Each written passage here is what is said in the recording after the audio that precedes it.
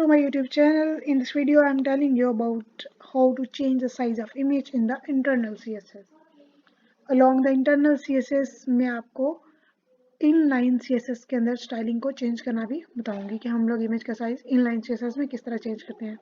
Okay ji, for connected with my videos and my channel, subscribe it and like and comment. और मेरी ज़्यादा सी video को देखने के लिए मेरे YouTube चैनल को सर्च करें learn with Hafsa. Okay ji, we are going to start now.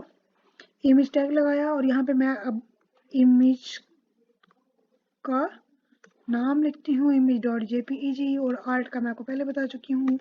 ये हम डिस्क्रिप्शन के लिए यूज़ करते हैं, ये मैं प्रीवियस वीडियोज़ में बता चुकी हूँ, आप वहाँ पे देख सकते हैं. Okay ji, now here I am doing internal CSS. Sorry, यहाँ पे मैं इंटरनल CSS करने लगी हूँ. जिस तरह मैं यहाँ पे लिखती हूँ, अभी हमारा टैग कौन सा है, इमेज. ओके, मैं यहाँ पे लिखूंगी इमेज.